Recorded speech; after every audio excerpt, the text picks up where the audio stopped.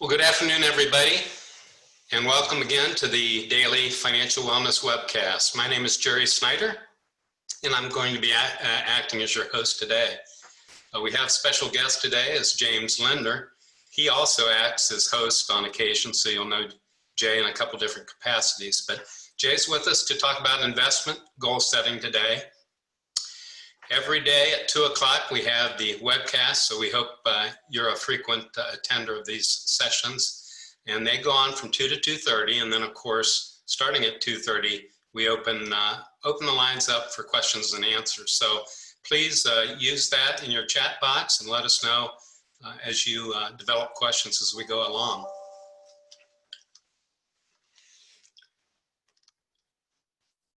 Many of our guests, host, and also our host himself are involved in the financial service industry. So as well as some of us sit on the board of directors of COPEC itself. Therefore, we do want to have proper disclosures. So I'm going to leave this slide up for about 45 seconds or a minute and let you look that over. And I'm going to be quiet during that period, and I'll join you just in a minute.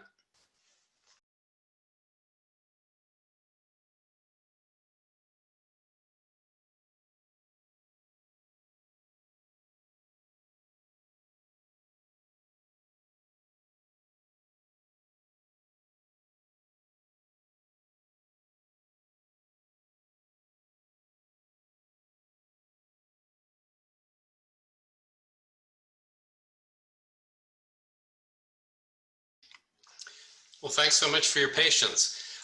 Since many of you may be new to our programming, I wanted to mention, of course, this is sponsored by COPEC, and COPEC is a nonprofit organization, started about in the year 2004. And of course, the mission is strictly educational in nature, without any pushing on sales or talking about anybody's company in particular.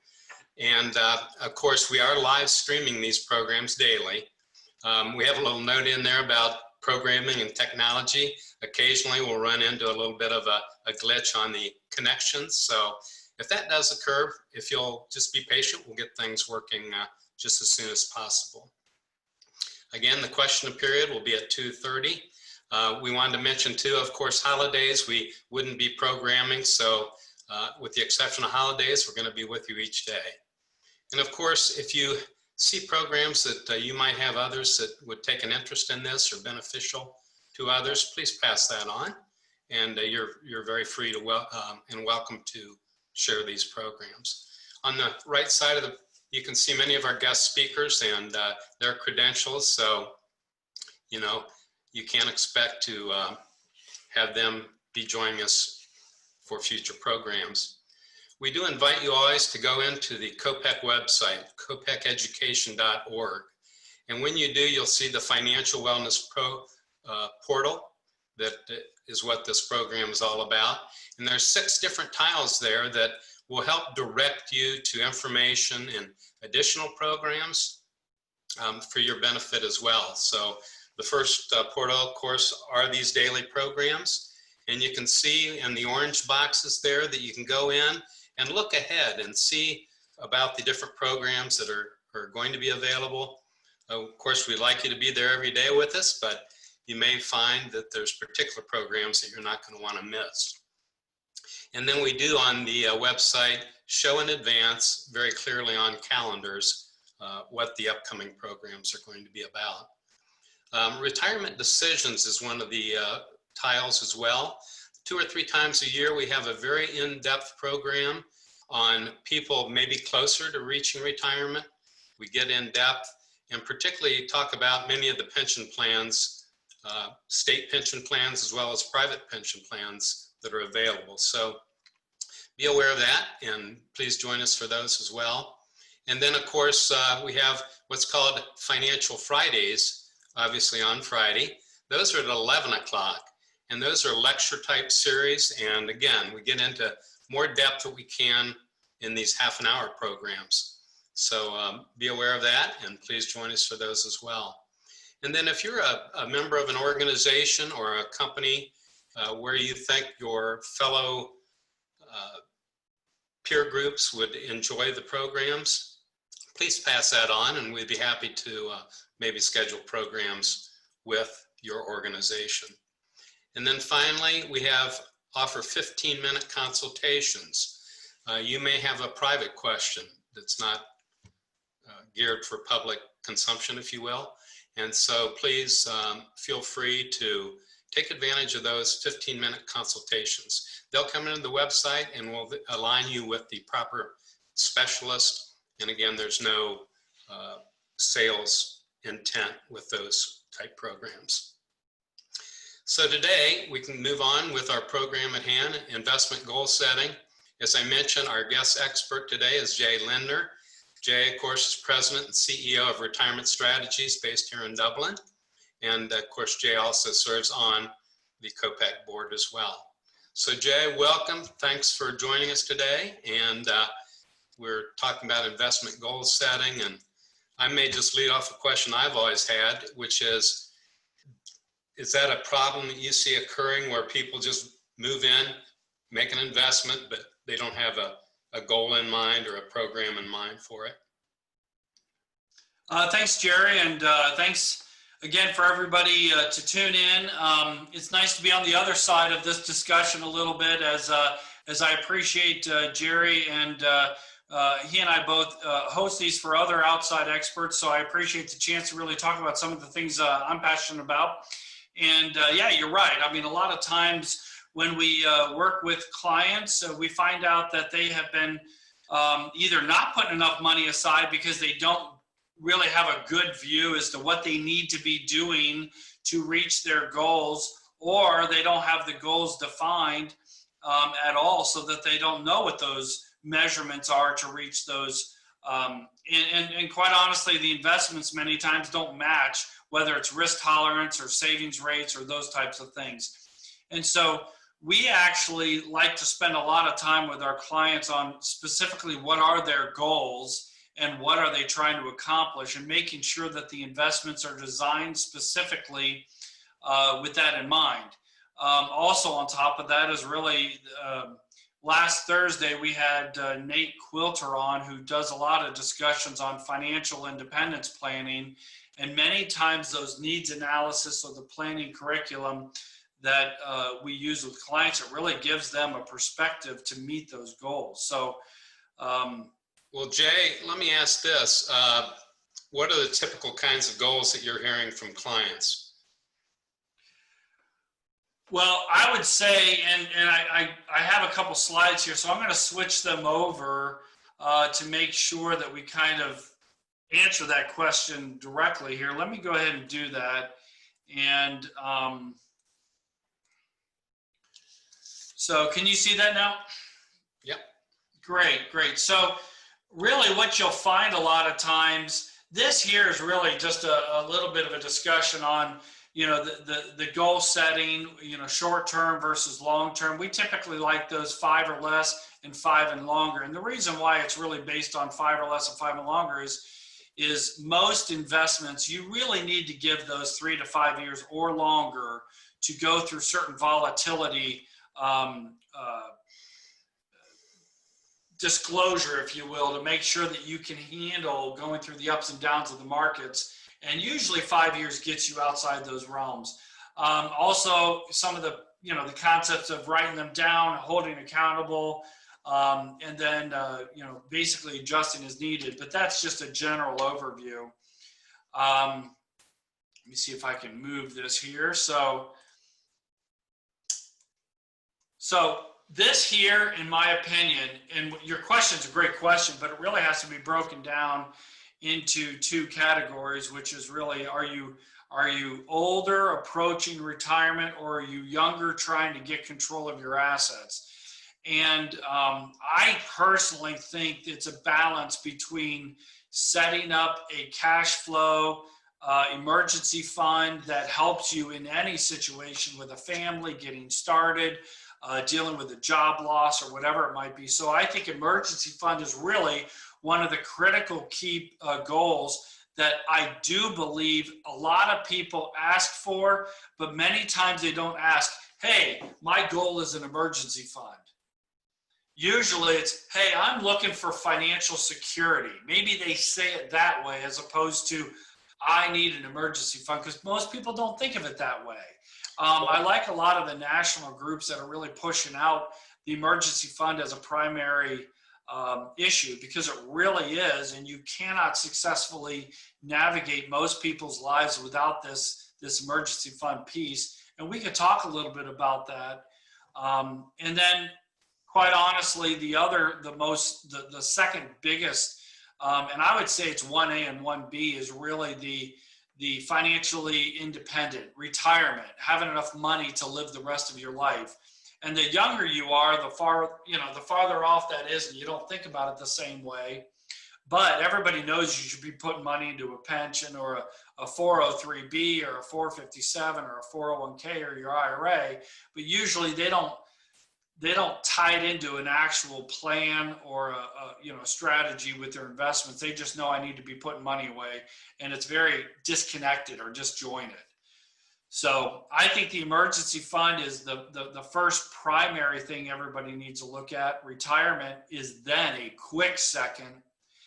And then many times, and I'll show this here, this is a chart we like to use in some of our workshops. You really have like paying off debt, buying a car, saving for college, or paying off your own college debt, right?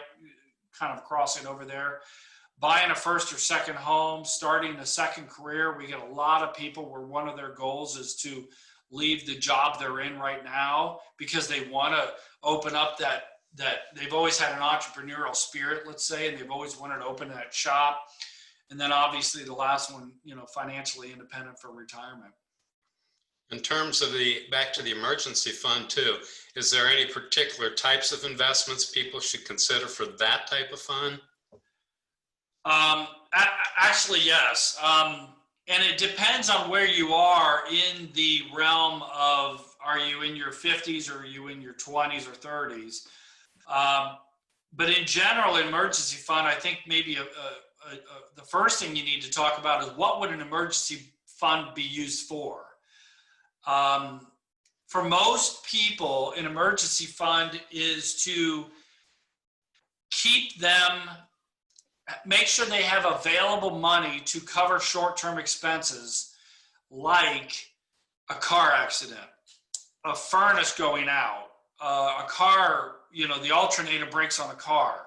So if you're in your 20s or 30s and you're starting out and you don't have a lot of savings, having $2,000, $3,000, $5,000 put aside available at any moment so that you do not have to put it on a credit card or, quite honestly, not get the car fixed. I think those are really scary times in people's lives.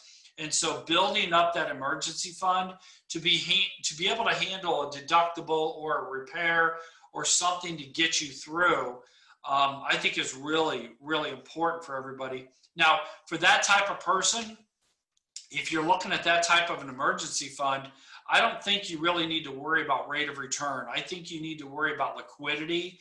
You don't need to worry about, hey, is it invested in a certain way? Just make sure it's put aside. You don't touch it. It could be in a bank account earning 1% as far as I care, but it needs to be ready and available for you. If the emergency fund is for somebody that's been able to build it up now, past the $5,000, now I'm able to put 5, 10, 15, 20, maybe 30 or 40,000 into those accounts. You start crossing over two thresholds. The first threshold is what the emergency fund is for, which is now a second tier, which is, what if I lose my job? Obviously, if you're the breadwinner for a family and you lose your job, how are you going to pay the mortgage? How are you going to pay the car payments or the medical? I mean, the picture becomes much bigger than just covering one instance or something of that nature. But now, if I make $60,000 a year and I'm the major breadwinner, and I lose my job, maybe I get some unemployment. Obviously, today in this society, with the extra payments, with the CARES Act, and some of the other things that are going on, cash flow wise, it depends on families. But how are you going to bridge that gap? And so, therefore, having a larger, emergency fund in case you lose your job or became ill, right? That's another issue. What if you became ill or disabled? How are you going to cover those costs for 6 months, 9 months? You might need $30,000, $40,000, $50,000 in those accounts. Well, that was really another question too. Is there any rules of thumb or as to how much somebody should keep? I see your chart here, but as a rule, should it be 6 months or should it be a year? If it is just starting out, then I would say covering your deductibles and, $2,000 to $5,000. If it is a bigger picture, which is, look, I have that covered. Now I want to cover in case I lose my job, then I would stick with that 3 to 6 months of expenses. So if you make $60,000 and after taxes, your expenses per month, let's say is, you can get by with $3,000. Let's just say it could be 5, it could be 10, whatever it is. But let's say it's, $4,000 a month of expenses. That covers everything. Well, then you need, I would say 6 months. So 6 times 4. So you need $24,000 to really get you through some of those tough times. But remember, everybody's different. Let's say that you're in a situation where you're the only breadwinner and you're in an industry where, maybe it's hard for you to find that job again in a normal market, let alone right now, right? But let's say in a normal market cycle, you're in an industry where it's tough to get the same income to find another employer in the job that you have. Well, maybe you better have 1 year, maybe even 2 years worth to make sure that you get it. Now, on a flip side, if you and your spouse both are in an industry where you can get another job right away, and both of you are earning income, probably more than you need, and if that's the case, if only one of you and you expect it pretty quick, well, maybe you only need 3 months. So it could go as short as 3 months all the way out to potentially 2 years. But I would say 3 months to a year, depending on where you are on that spectrum and how hard it is. We've got clients that quite honestly, they could have got a job within 3 months, but to get a job in their industry doing what they did at the income that they needed, it might have taken them a year to find that right job. I see. Another thing I was wondering about is with the different goals that you had just mentioned, is it maybe important to assign a certain funding for these goals separately, or do you kind of look at everything together and see how much you need on a total basis? Define that a little bit more. Well, let's say somebody's buying a car. They're going to buy a car in 2 years. Is it advantageous to kind of set that as a goal and have a specific account for funding that? Or just kind of look at all the goals together? Yeah, no, I think that's great because in a way, that falls into a different goal setting than the emergency fund, which I completely agree with, which like in this line here, I think is where you're tapping into. If you wanted to start saving for a car, I definitely would set up a separate goal for that. So if you can reverse engineer that, I mean, basically I want to buy a new car in 2 years and it's going to cost X amount and I already have $10,000 saved for it and I want it paid off. Well, then you can basically just say if it's worth 30 divided by 24 months, how much do I need to put aside monthly to meet that goal? Those simple types of calculations, I would definitely do those individually because too many times you end up robbing Peter to pay Paul for other expenses and things like that. And you end up losing your goal because you use other things. And, historically, a lot of people use the term, Christmas fund. I'm going to put my money into this specific account so I have it built up so I can buy all the Christmas gifts at, Christmas time.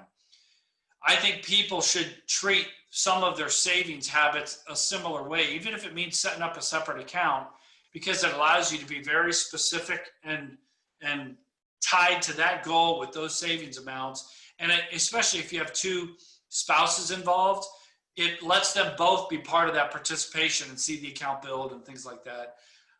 Some people are a lot, they can do it without having to do those goals. But usually that's because they have excess money anyway, so they can just do it. So if you have a budgeting problem, then I would set up the separate account. And Can I make one comment Sure. back real quick that I think is important to talk about? When you go back to this emergency fund, just one last piece on this.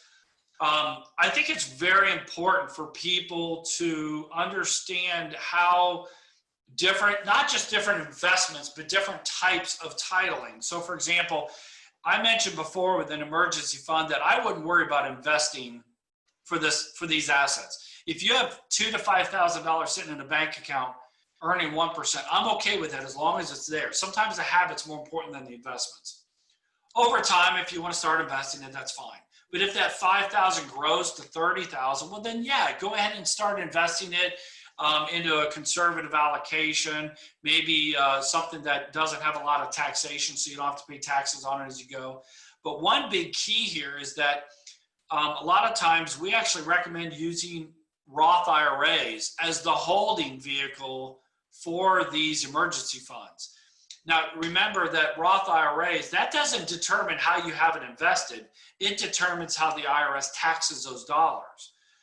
But if you put aside that $2,000 to $5,000 in a Roth IRA, you can still invest it in a mutual fund or in a bank account, but it'll grow tax deferred or potentially tax free if you use it the proper, as far as the growth for retirement, age 59 and a half.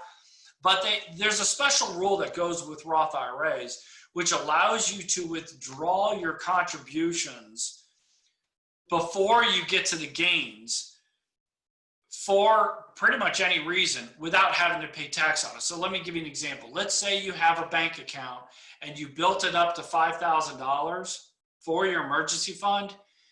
You can contribute money to if you're eligible, to a Roth IRA, and it is treated exactly the same way. And let's say that 5,000 grew to 6,000 over a year's time frame, which is a pretty good return, let's say. But for any reason, if you have a medical bill, you need to even buy a new car, whatever it is, if you need to get to that $5,000, you can. It's a return of your contribution. You just can't touch that $1,000 that it grew without a penalty or paying taxes. So just be aware that the Roth IRA has many benefits, but it's a great place to hold your emergency fund as well. So just be aware that that might be something to consider. And again, you probably don't want to get into specific investments, but where do people go for this Roth if they like that idea, just in general? Yeah, a Roth IRA is actually just an account titling. It's like an IRA. It's like a non-qualified brokerage account or bank account or joint with a spouse. You can do all kinds of things. But a Roth IRA is just a titling. So you can go to a bank, go to your investment advisor. You can go to, if you have an online account, pretty much anywhere that you have either investments or savings, you should be able to set up a Roth IRA. And if you have any trouble with that or any questions, just send me a note. I can definitely give you some advice on that. But basically, you have to understand it's just a titling. So you can pretty much set up a Roth almost anywhere that you have any other account, whether it's a bank or investments that you may have. Even if you have like a 401k, they even now have Roth options in your 401k. The problem with those is now you might have restrictions as far as getting to it to be able to withdraw for emergency funds like an IRA, but they still have that Roth option. And when people are setting out to set these goals and deciding how much money they want to put towards the goal, is there any vehicles? I mean, did they do this on a yellow pad, or is there some help in terms of forms, or how do they organize this to be able to set these goals? Well, there's two levels. There's budgeting levels, like putting money aside into this account to save for this vehicle or whatever that might be. Every Thursday, Nate talks a lot about the financial planning process, which really breaks that down in a much more thorough, detailed basis, which which investments for which reasons, and for retirement and cash flow and distributions and all that stuff. So a lot of the financial planning, financial independence software is great for that. But if it's a budgeting, you can use a lot of different vehicles, whether it's a bank or credit card. We provide one for our clients. There's mint.com. There's a lot of those types of tools that do that. So I think they're great for that purpose. One other thing that I wanted to throw out there is the financial independence. I think this is a really big key thing in making sure that your investments are really tied into your goals and your financial independence. And if you have 403bs, 401ks, IRAs, don't just leave them sit there as if it's just an investment. You want to have it tied with a purposeful. Sometimes we have clients where we have cash flow from investments from age 50 to 60, and then from 60 to maybe 70, and then RMDs. Now that's been pushed off to 72 now, but then investments from 59.5 to 70.5 or 72, and then investments that you're not going to touch from 72 on. And different vehicles you would take withdrawals from, whether it's you have low taxes, so we might want to force out money from your IRAs, or if you have high taxes, so we need to utilize tax-free investments. So a lot of these different investments may dictate how they're invested and when you need them. One of the keys here is this financial independence is to make sure that those investments, and I want to kind of show everybody over on the left side today what your portfolio is and what it grows to become financially independent, and the differences between becoming financially independent versus retirement. You may, in this example, see how it says at the bottom, the red line, retirement start date. Well, you may have been financially independent 10 years before that. And wouldn't you like to know, and how you invest and how you save to become financially independent versus retirement versus running out of money too soon? And this is an example of running out of money too soon. So therefore, your investments, your strategy, and your foresight, you need to know that you have enough money to have enough to last all the way through. And then, this is an example. See how that line goes up? This is an example where you might have excess. You might be able to do more in retirement than you thought, or leave inheritances, or start that other business, or do things that you want. And those have a big say in how people invest their money. Many times they may find out, oh, wow, my picture looks like this. I don't need to take as much risk as I thought I needed to take. And I can actually be a little more conservative and more predictable, because the more conservative you are, yeah, your rate of return might come down, but it's more predictable as to how those assets are going to grow, and hence your retirement becomes more predictable. So a lot of that really comes in together. And so these different goals for different investments and how they're allocated for different risk tolerances, hence going into which investments, it's really a neat puzzle to put together, but it's not as simple as just throwing it out there. Be more strategic. And like you said, this bucket for this money, and sometimes how people view that differently, it clears it up. I'm kind of confusing it right now because there's a lot to throw in there. But once you categorize it a little bit more, it really clears it up for you, and it's logical at that point. And what's nice too is we're going to have a lot of future programs getting into budgeting, I think, much deeper, and this financial independence process. And you mentioned Nate Quilter is going to be giving the programs on financial planning. So it's going to be nice to get into these in more depth and then kind of pull it all together as well.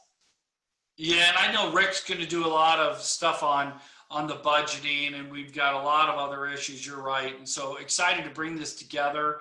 But hopefully this helps a little bit with the goal setting, making sure the goals match the investments, and not to just let it come together without having a purpose.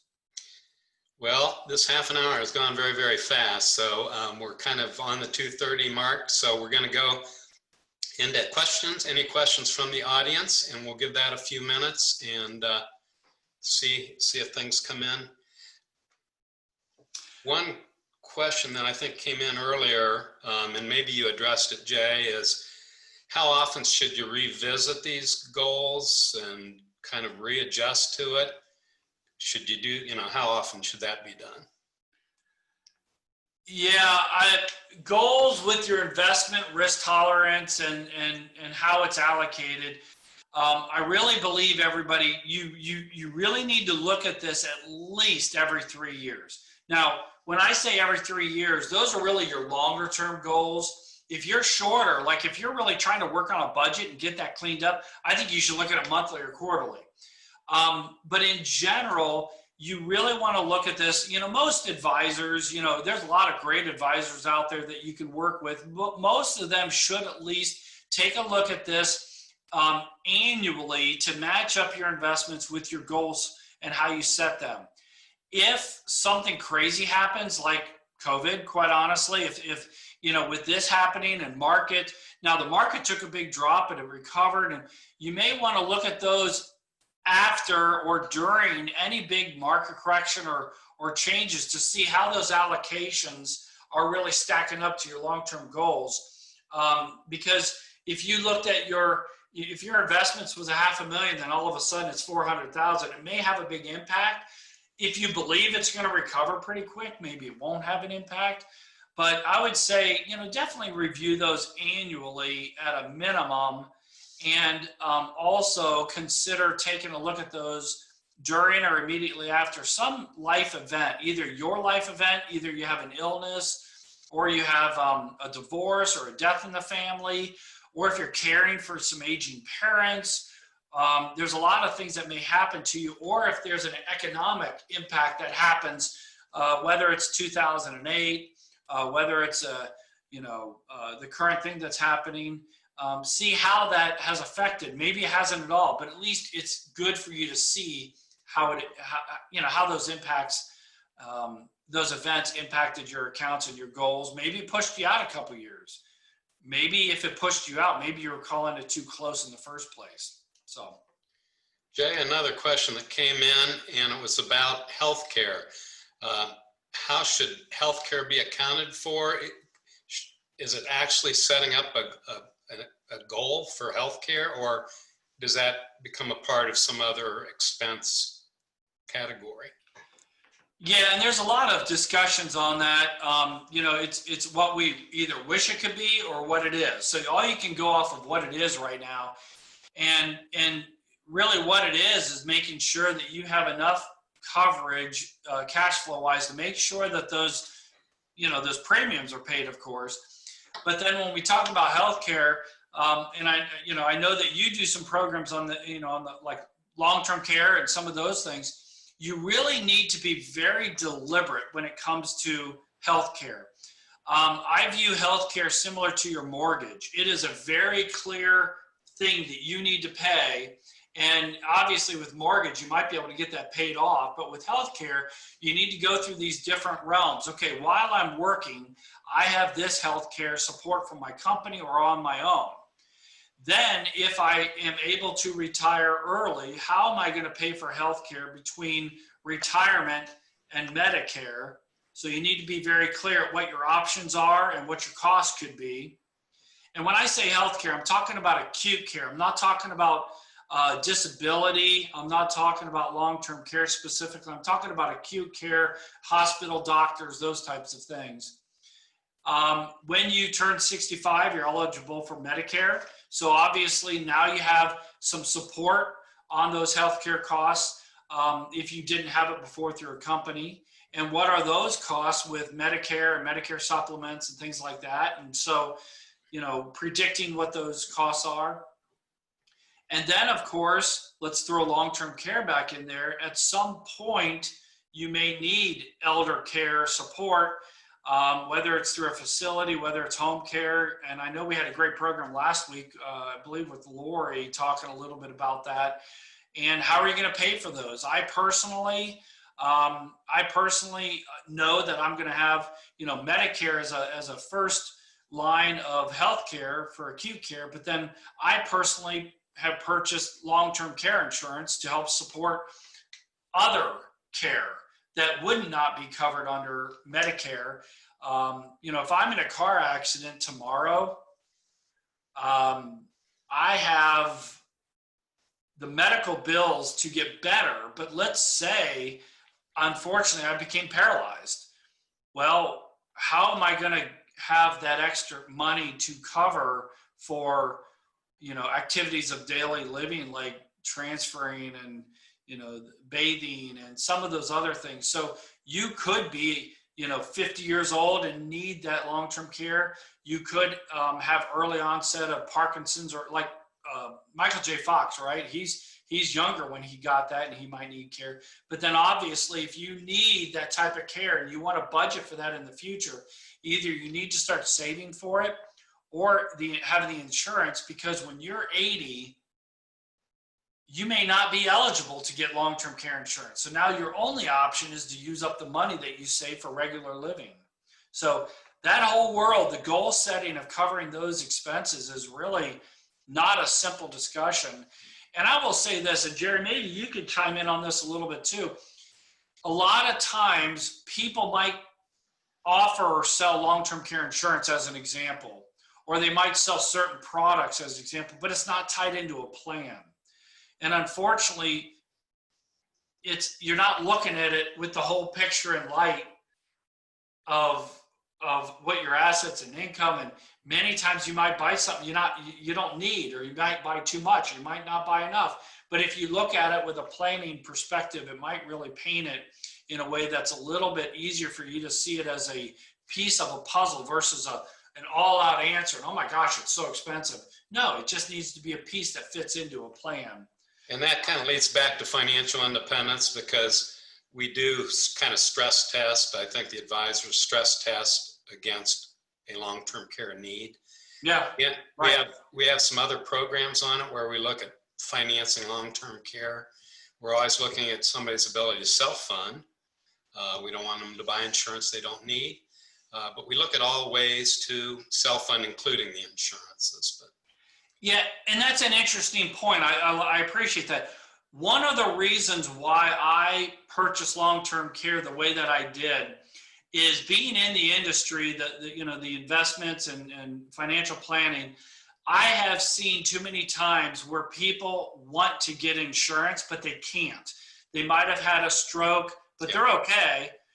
They might have had some back issues, or they might have had some other issues where they couldn't get it. So for me, from my perspective, I don't know if I'm going to be able to self-fund it. I don't know if I need the insurance. I might be just fine. I might have enough money. I don't have any idea for sure. So for me, the idea that I got the insurance as a safety net. So maybe by the time I'm 80 or 70 or whatever it might be, I might look at it and go, I don't need it anymore. I can self-fund it and I can cancel it. But if I did it the opposite way, where I really need that extra safety net, but if my health doesn't allow me to do that, then I can't even choose that option. So I found it as a nice balancing act for me, where I can choose later, and the cost associated with guaranteeing my insurability was a valuable decision for me to choose. And so that's the reason why I went the route I did, is I always have that there in case I need it, and I can cancel it if I want to. Exactly. Kind of tying this back into goal settings, some of the goals can be fun, like travel. Yeah. Maybe a second, but maybe you do need to set goals for the risk areas as well, like long-term care. I guess that could become a goal as well. Yeah, and I really like what you said right there, and I think we probably should have put that in the first half-hour discussion, but that's the reason why it's nice to go over here with the Q&A. I enjoy when we work with clients and we talk about this transition into retirement, let alone when you're younger. Hey, my goal is I want to buy a second home down in Florida, or I want to buy a replacement home for my start, whatever it is, whatever your your goals are. We work hard, we've got a family and all those things. But to watch in retirement, to sit there and say, okay, here's your base income need, here's your expenses. By the way, haven't you always wanted to do that trip to Alaska? Well, we've talked about it. We'll put it in as a goal. Doesn't mean you have to go to Alaska, but before you retire, wouldn't you like to stick that in there as something that you wanted to do? And I've always kept my car for 12 years. I would really like to buy a new car every 6 or 7 years or whatever it is. Sometimes we have people that they want to do a brand new car every 2 years. It's not my job to say it's a good goal or a bad goal. They just like to have a fresh, brand new car every 2 years. And to them, that is the reason why they work so hard. And so it's neat to see people go through those goals. We were kind of into insurance and long-term care and healthcare, but you're right. I mean, there's a lot of great goals that we work our butts off every day. And it's nice to reward yourself with some of those things that either you want to share with your family or take some time off and decompress and enjoy life and that whole work-life balance and enjoying. And those goals are really critical to bring those in there and make sure you can reach those. Well, Jay, I think we've reached our time limits. Actually, there is one final question that came in, and it was talking about inflation and how do you build inflation in this goal-setting process? Well, inflation's a tricky, fickle beast, if you will. Please, if you're going farther out than 3 to 5 years, please make sure you put inflation in there and account for that, especially for financial independence and long-term goal setting. Historically, inflation is in that 3.5, 3.75 range. Over the last 30 years, it's really more in the 2.5. And regardless of what it is today, you need to look at what it can be long-term. But, inflation over time is really, just be careful, because too many times we sit there and go, man, I remember when my first house cost this much and now it would cost twice as much or whatever the number is. And it's easy to go backwards. But sometimes when we do planning for clients, we'll sit there and, let's say they want a new car every 10 years. And we'll say, okay, you're 60 right now. And we'll look at some of these projections in the car today at 30,000, but at 90, they'll see on their, 80 years old or whatever, they'll see on they go, what is this $60,000 expense? Well, that's your car. What do you mean my car? It's only 30. Well, really, the cost for a car at inflation at 3.5% would double every 20 years. And it's hard for people to think that way. So whether it's normal inflation at 3 to 3.5, maybe 4 if you really want to be conservative, or if it's healthcare, college, well, you better bump up that inflation to maybe 5, 6%. If it's something else, depending on really what you're seeing, you may want to be careful as to applying different inflations for different goals that you may have. So on our planning, we have college savings. If you have kids, well, you better bump that up compared to your retirement inflation and change it accordingly. Well, I think our time of closing is at hand. Jay, we thank you so much for joining us today. And I wanted to make sure we invite people to future programs again. Rely on the website, the copeceducation.org website, particularly the wellness panel for future programs. Join us tomorrow at 2 o'clock, and we thank you so much for tuning in.